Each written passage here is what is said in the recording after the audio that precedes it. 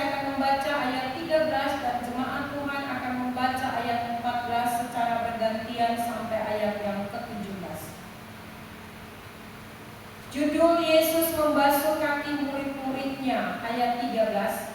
Kamu menyebut aku guru dan Tuhan, dan katamu itu benar, sebab memang akulah guru dan Tuhan. Jadi jikalau aku membasuh kakimu, aku yang adalah Tuhan dan gurumu, maka kamu pun wajib saling membasuh kaki. Sebab aku telah memberikan suatu teladan kepada kamu, supaya kamu juga berbuat sama seperti yang telah kuperbuat kepadamu.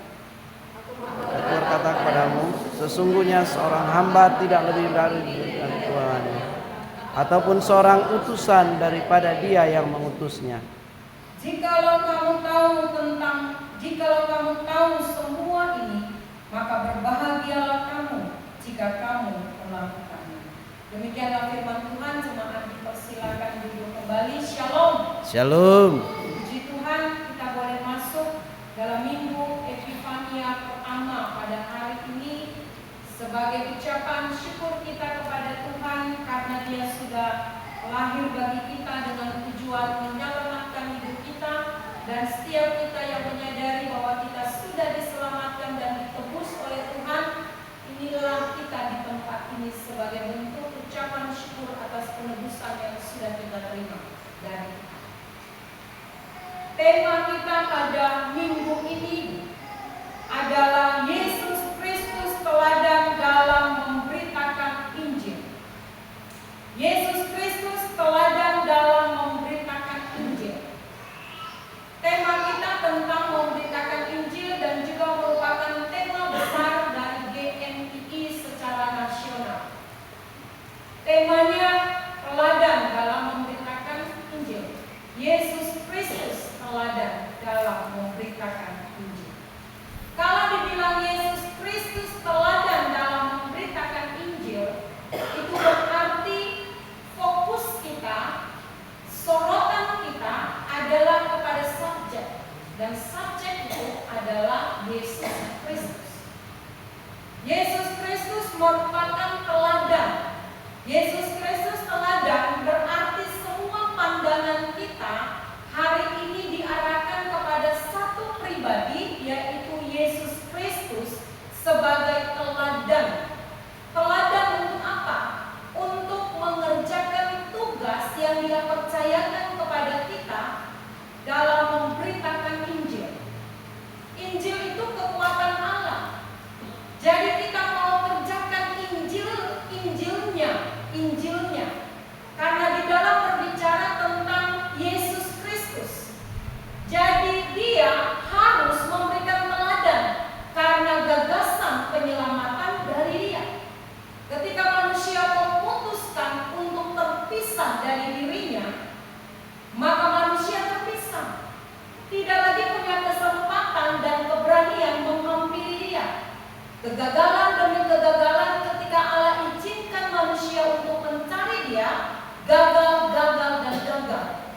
Maka sang visioner itu, visi itu yang berasal dari hati Bapa itu, yang harus turun memberikan teladan bagaimana cara memberitakan Injilnya. Karena manusia tidak mampu untuk beritakan Injil kalau sang teladan itu tidak kasih contoh. Karena Yesus Kristus yang akan kita bicarakan, itu berarti Dia sendiri yang harus kasih contoh. Karena gagasan berasal dari dirinya. Gagasan diawali olehnya. Hatinya mencari kita. Kita tidak bisa mencari Allah. Allah harus mencari kita. Nah, cara kita untuk mendapatkan keselamatan, gagasan yang punya Allah itu harus kasih contoh. Maka perhatikanlah contoh gagasan yang ada di hati Allah yang mau disampaikan kepada kita. Maka Yesus Kristus teladan dalam memberitakan Injil. Artinya bahwa Dia adalah sang teladan itu yang memberikan kita tugas, dan tugas yang akan kita kerjakan, berita Injil itu kita harus dengar baik-baik dari sang pemberi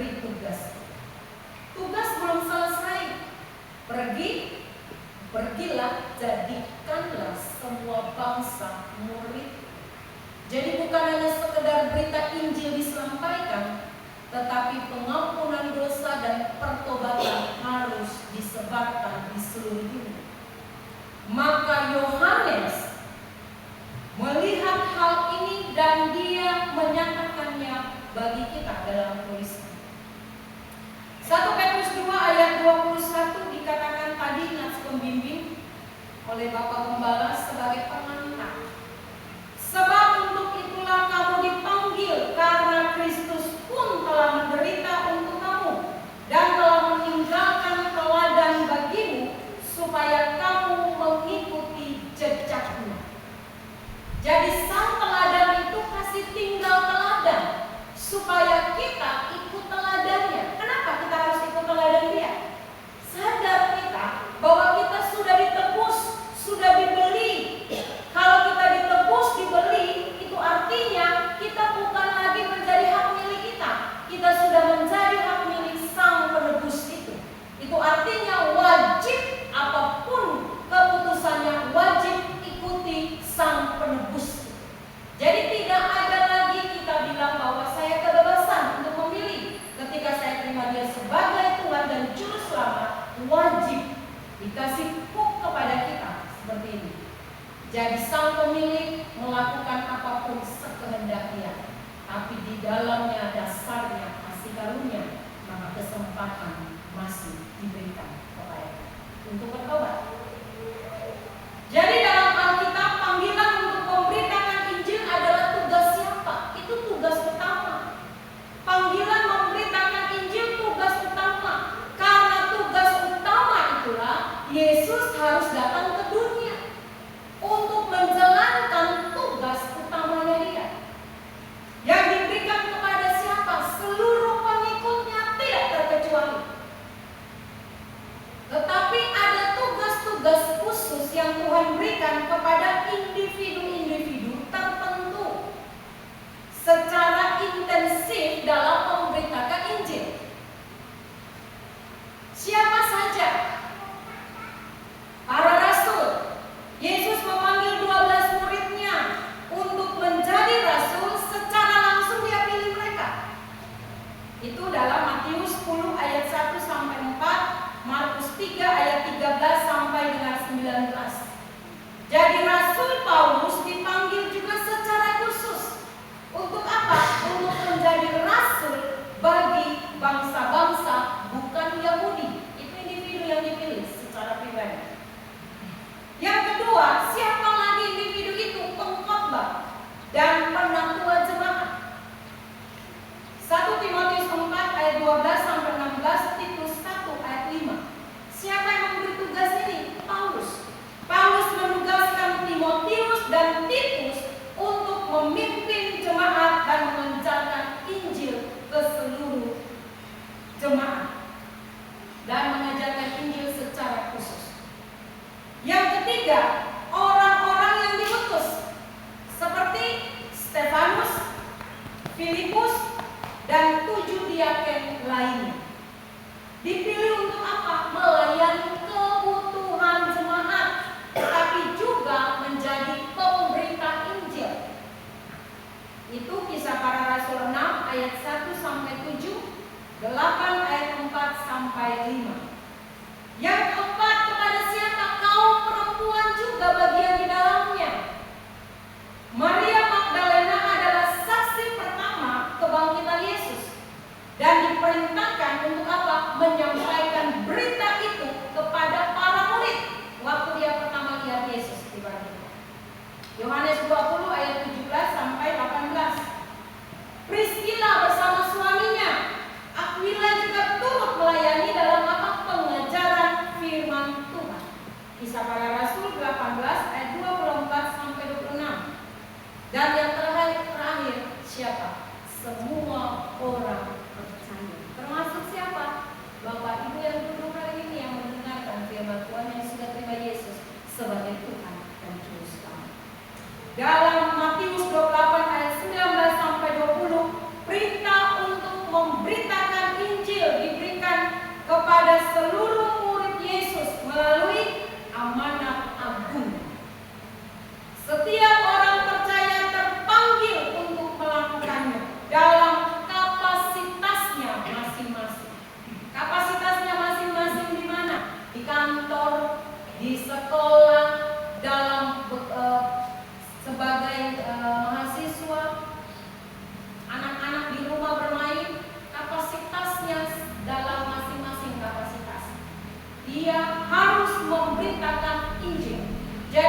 bukan dibilang, itu kan tugas pendeta. Sudah dihabiskan kok? Sudah balance kok? Lakukan tugas penginjilan, kasih banyak jiwa. Ini orang yang tidak mengerti dan menyalahgunakan penebusan Kristus dalam diri. Karena setiap orang yang sudah menerima Yesus sebagai Tuhan dan Juru Selamat wajib mengikuti apa yang dia lakukan. Makanya di dalam 1 Petrus 2 ayat 21 tadi, bahwa harus mengikuti jejaknya dalam pelayanan. Lalu kenapa orang gagal atau enggan memberitakan Injil? Sehingga orang berkata itu tugas hamba Tuhan, tugas orang-orang khusus yang tadi disampaikan. Kenapa? Karena takut ditolak. Takut ditolak atau dikritik. Banyak orang berpikir kalau saya bicara Yesus, saya akan ditolak, saya akan dikritik. Dan saya tidak mau, enggan untuk memberitakan Injil. Biar saja itu tugas gembala, biar saja itu majelis-majelis, sampai suruh dong mau melayani, biar saja tugas dong untuk memberitakan Injil. Takut melihat penilaian negatif dan mau ada pada zona nyamannya dia. Dia berpikir sudah terima Yesus, aman-aman saja. Padahal tanggung jawab tugas yang diembankan harus dia kerjakan adalah beritakan Injil.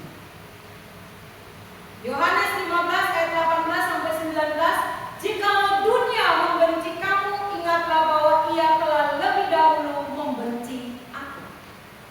Yang kedua, kurang percaya diri, merasa tidak cukup baca Alkitab, kurang paham baca Alkitab.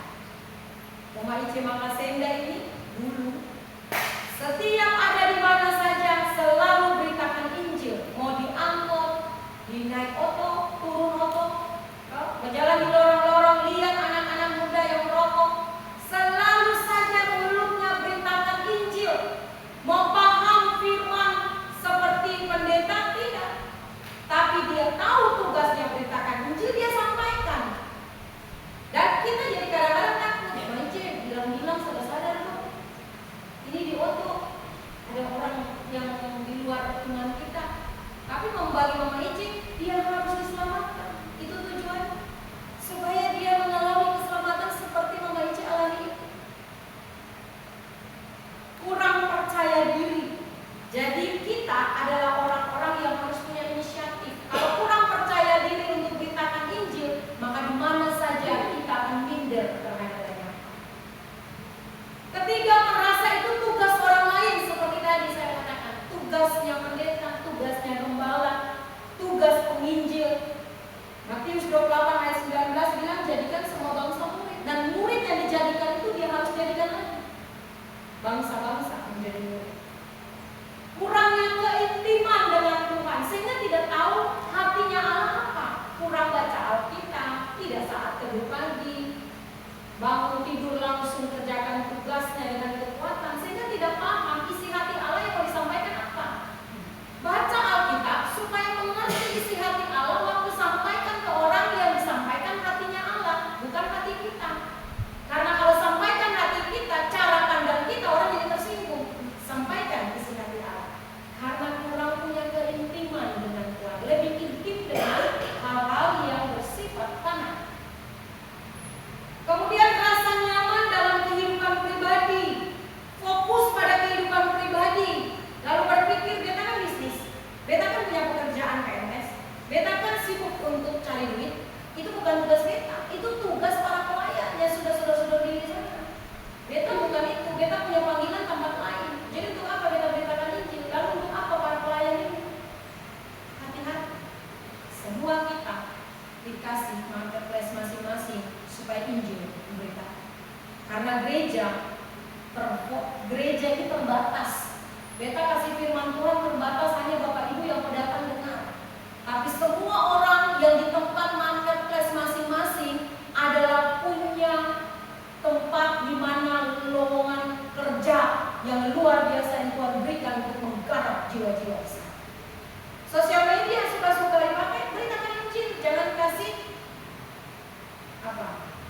keluhan-keluhan negatif, masalah-masalah keluarga, persoalan-persoalan rumah tangga disampaikan di media sosial. Beritakanlah Injil, beritakanlah firman, walaupun cuma ayat firman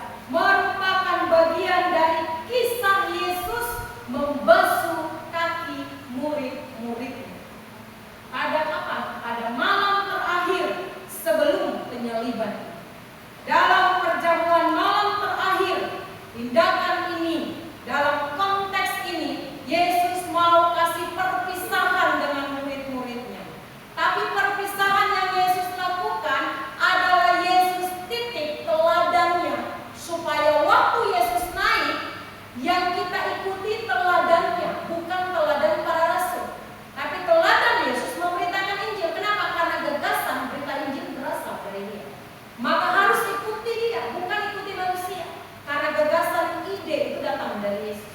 Idenya apa? Selamatkan dunia. Maka belajar dari sang ide itu untuk bagaimana cara saya menyelamatkan dunia ini.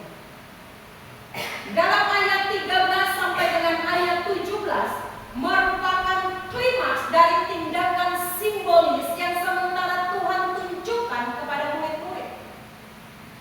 Yesus menegaskan bahwa Ia adalah guru dan Tuhan, tetapi Ia tidak ragu mengambil posisi sebagai apa? Sebagai pelayan. Dia tidak ragu melakukan itu sebagai pelayan dengan membasuh kaki mereka.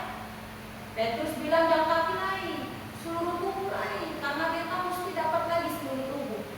Tapi Yesus bilang kamu sudah bersih.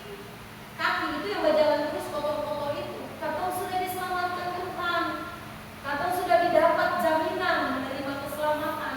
Tapi tiap hari pertobatan itu harus, makanya tiap hari dicuci pikiran kita, dicuci motivasi kita, dicuci hati kita tiap hari.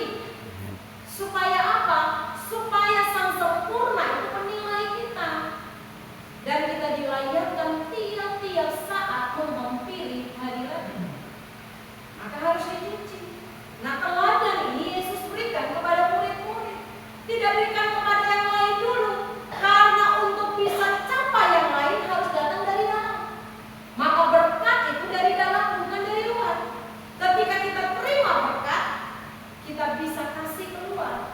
Maka Maria duduk di kaki Yesus, dia menerima berkat supaya dia jadi berkat di luar ketika dia sudah terima.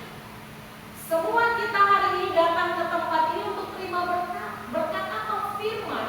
Supaya waktu kita keluar, kita menjadi anak-anak yang tepat pada sasaran. Jadi tindakan itu Yesus memberikan teladan yang konkret, bukan hanya isapan jempol. Bagaimana kehidupan seorang pemberita Injil yang seharusnya dia jalani dengan apa? Kerendahan hati, kasih, dan pelayanan yang tulus pada sesama manusia.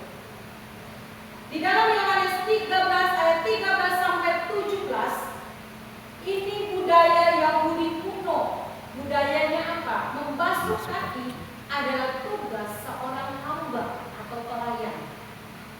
Karena kaki merupakan bagian yang paling kotor, dipakai tiap hari dan kena debu, maka kaki harus dicuci. Jadi kalau guru masuk ke rumah di rumah Yahudi, yang dicuci kakinya, ya, yang dicuci kakinya, yang dicuci adalah kaki.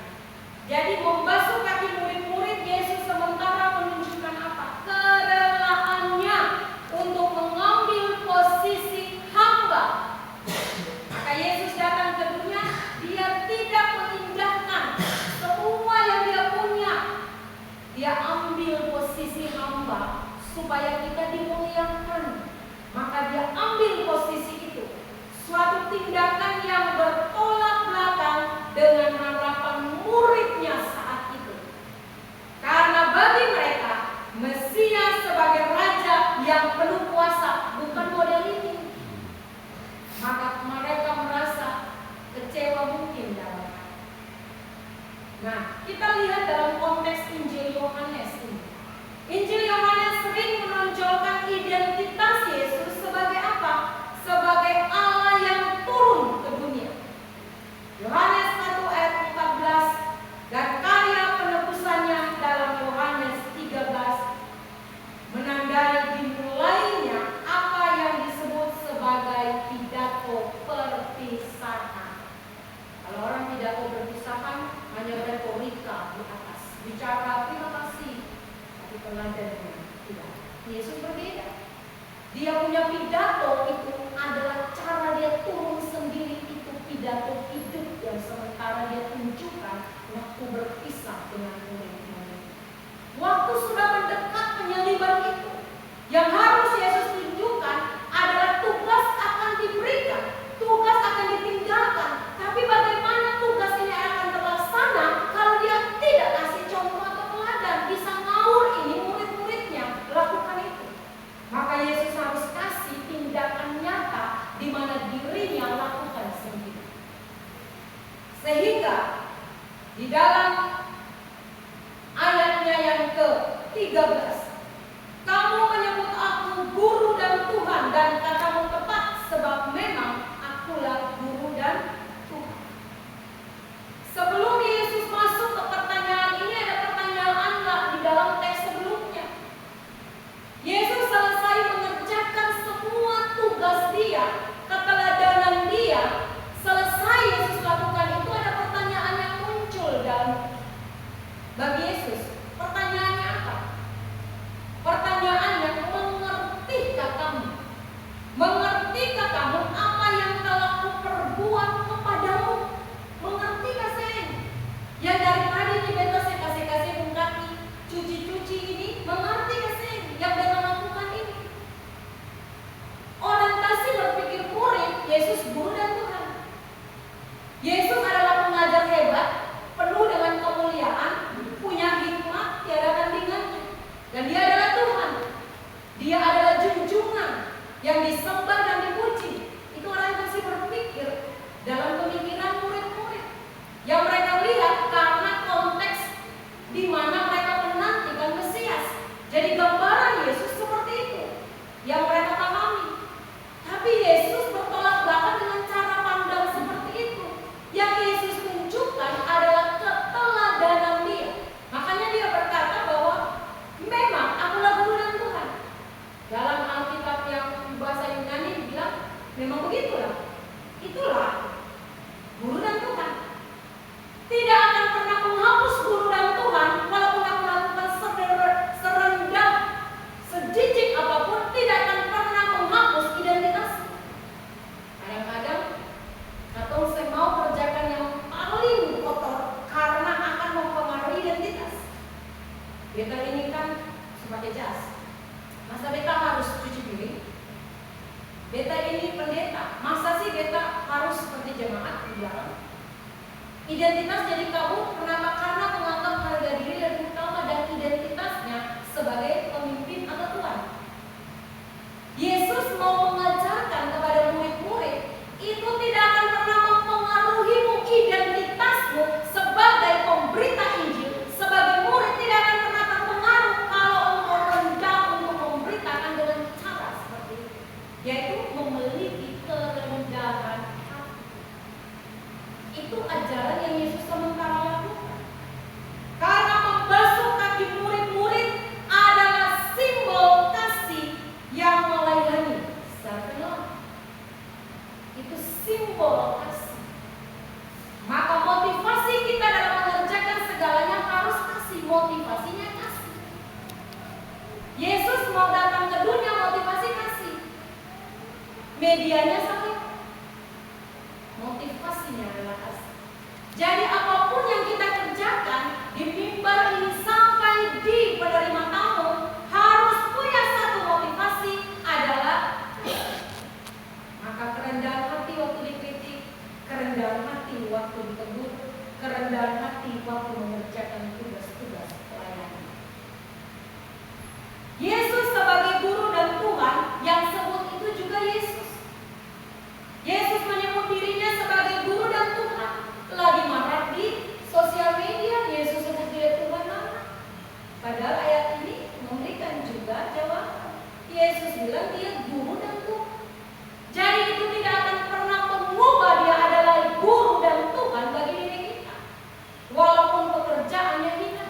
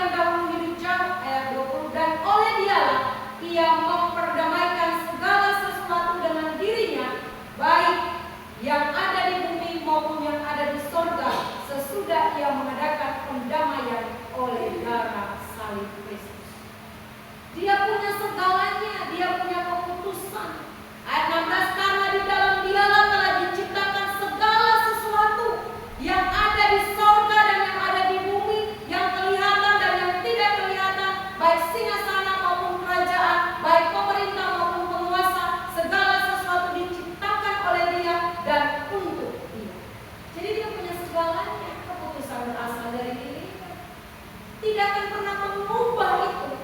Walaupun dia turun lakukan cuci kaki sang yang diciptakan, pencipta cuci yang diciptakan, atau disuruh. Enaknya, beta tabung uang, beta kerja setengah mati, beta bayar orang saja. Ini sifat segitu dari si jahat di tangan ini. Sombong, makanya Lucifer dibuang karena mau menyamai. Putus hubungan karena Adam dan Hawa tidak puas mau menyamai. Kesombongan ini merupakan kekejian dan salah satu yang dibenci oleh Tuhan. Yang Tuhan mau hati hamba. Yesus meneladani itu. Yesus lakukan itu supaya kita meneladani teladan itu, yaitu kerendahan hati. Yang kedua, ayat 14 sampai 15. Jadi jikalau aku membasuh kakimu, aku yang adalah Tuhan dan gurumu, maka kamu pun wajib saling membasuh kakimu. Dengan mengatakan bahwa para murid juga harus membasuh kaki satu sama lain. Kenapa? Karena Yesus telah menunjukkan teladan itu. Atau kalau mau ikut orang bicara, dia harus tunjuk contoh. Yesus tunjuk contoh. Mati saat menikah, datang ke dunia saja, dia ada bukan di tempat yang mewah. Contoh pertama. Lalu Yesus sebelum dia naik ke surga, berita Injil harus disampaikan. Sebelum dia mati, dia tunjukkan teladan, dia basuh kaki kotor-kotor untuk murid-murid. Tunjukkan kerendahan hati. Yesus mengajarkan bahwa apa kerendahan hati dan pelayanan adalah tanggung jawab pengikutnya. Sampai di sini pengikut Yesus. Kita, kenapa Kristen? Sandal Kristen. Orang panggil Kristen itu tolol-tolol. Kita Kristen, pengikut Kristus. Kristen Protestan, bilang tolol, penjekan. Kita adalah pengikut Kristus. Kalau kita pengikut Kristus, berarti teladan membasuh kaki murid, kita juga harus ambil bagian di dalamnya. Simbolis itu berarti kerendahan hati penting kita lakukan. Ayat ini menegaskan bahwa pemberitaan Injil tidak bisa dilepaskan dari kehidupan yang melayani dan menunjukkan kasih secara nyata. Pemberitaan Injil sejati harus hidup dalam keteladanan Yesus. Itu harus. Kenapa? Karena ada kata wajib. Kata teladan yang dipakai di situ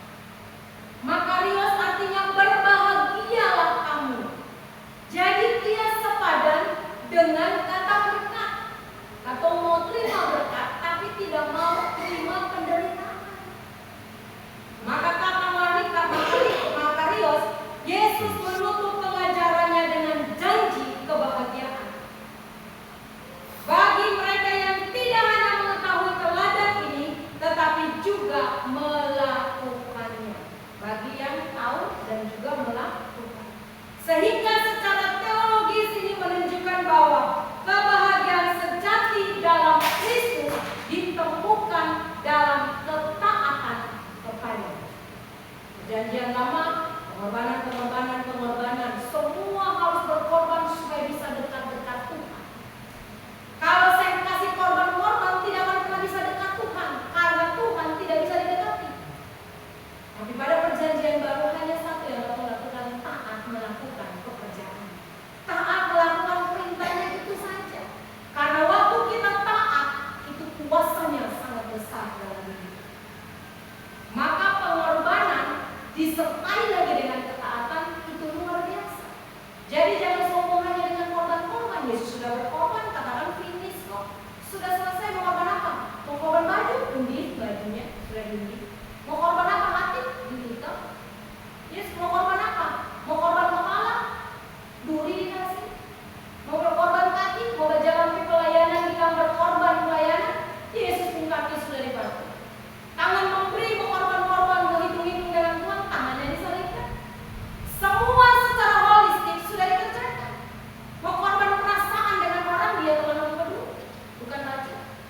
Karena racun langsung mati, mempeduh prosesnya. Maka Yesus menikmati proses-proses kepanikan dalam hidup manusia. Semua sudah ditanggung, sehingga bicara pengorbanan tidak ada nilai tanpa ketaatan.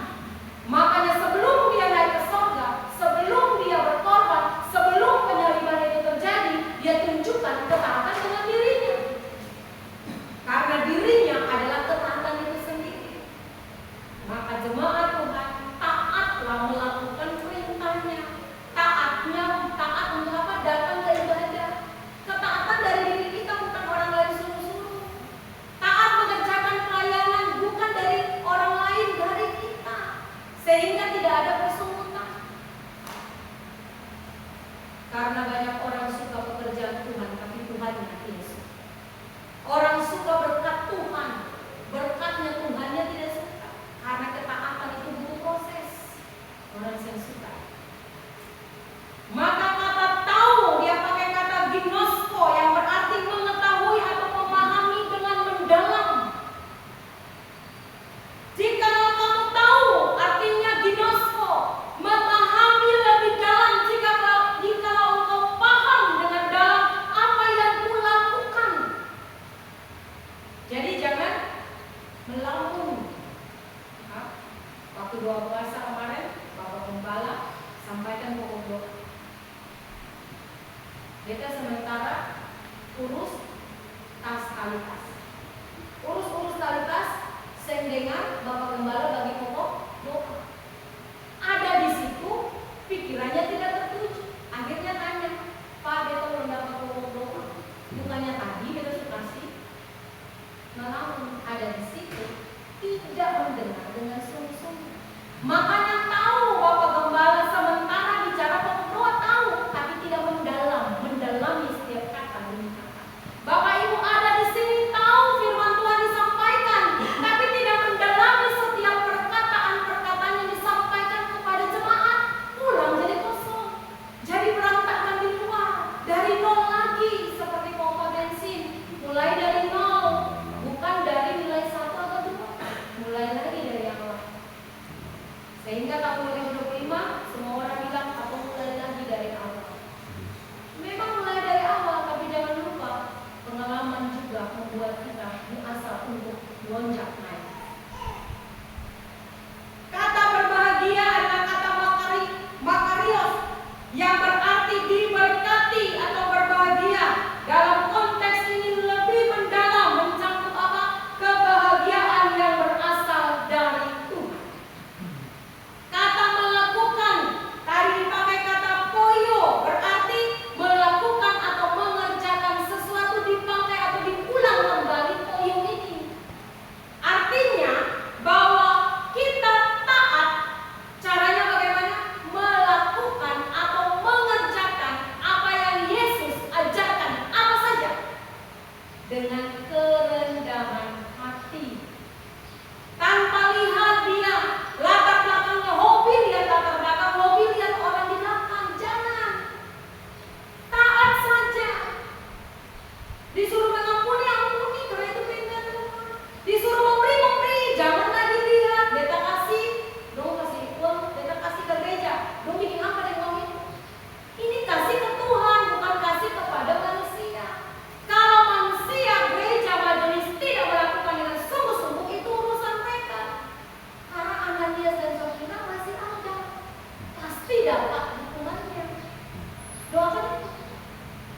Kita bagiannya kasih, jangan urusan dengan nilai lalu lihat-lihat. Bagian kita mengerjakan ketaatan Tuhan. Karena dia ada ketaatan itu sendiri. Kerjakan saja. Bikin ibadah kita jangan lihat orang satu dua lalu mulai habis ada orang lain ini majelis pendeta ini tidur saja sendiri apa dapat elos, saya kerjakan segala sesuatu. Ini dia berbicara tentang Tuhan. Urusan manusia sama Tuhan dengan Tuhan. Bagian kita kerjakan, taati. Makanya Tuhan bilang apa? Sebut aku guru dan Tuhan tidak akan hilang dari diri Tuhan. Tapi yang kau lakukan kerjakan ketaatan itu. Jangan urusan dengan yang label-label di belakang. Kerjakan ketaatan itu yang Tuhan mau. Sehingga aplikasi dalam memberitakan Injil yang kita dengar hari ini, melayani dengan kasih. Yesus mengajarkan dengan membasuh kaki murid-muridnya, teladan yang dia lakukan. Dia tidak memandang status atau posisi karena dia mencerminkan kasih Allah. Yang kedua, kerendahan hati sebagai dasar dari pelayanan kita. Dasar dari pelayanan kita adalah kerendahan hati. Motivasi kita adalah kasih. Jadi jangan motivasi uang, jangan motivasi kita bumi. Motivasinya adalah kasih. Pelayanan yang rendah hati akan membuka orang lain untuk menerima Injil. Maka Injil tidak bisa diterima bukan karena setan dia sudah dikenakan di tiang kayu salib. Injil tidak bisa diterima karena keegoisan dari pengikut Kristus. Karena tidak ada sikap kerendahan hati, kesombongan yang membuat Injil tidak bisa datang kepada orang yang membutuhkan. Jadi ingat kerendahan hati. Bebaskan segala kesombongan supaya berita kesukaan besar itu diterima oleh orang-orang yang bersesat. Yang ketiga, ketaatan pada teladan Kristus. Pemberitaan Injil tidak hanya melalui perkataan, tetapi melalui perbuatan.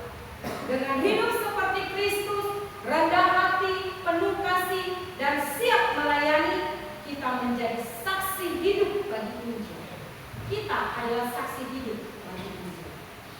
Maka Yohanes 13 ayat 13 sampai 17 menunjukkan bahwa Yesus adalah teladan sempurna dalam pemberitaan Injil. Jangan cari teladan-teladan lain lagi. Yesus itu teladan sempurna. Dengan kerendahan hati dan kasih yang melayani, ia mengajarkan bahwa pemberitaan Injil bukan sekedar kata-kata, tapi harus dicerminkan lewat tindakan kasih kepada sesama. Kita dipanggil untuk mengikuti teladannya, sehingga melalui pelayanan kita, dunia dapat melihat dan menerima Yesus Kristus sebagai Tuhan dan Juru Selamat. Capek berdebat di TikTok untuk dogma-dogma. Kalau orang Kristen tidak melakukan ketaatan dengan Tuhan, omnibus. Jadi biarlah hidup kita menjadi saksi Kristus dengan meneladani keteladanan yang Yesus sudah titip bagi kita sebelum dia disalibkan, dia naik ke surga, dia turun akan menjemput kita. Ketaatan melakukan kehendaknya. Kerjakanlah tugas pemberitaan Injil dari diri kita yang adalah saksi hidup bagi banyak orang karena kita sudah menerima kasih. Amin. Firman Tuhan, biarlah firman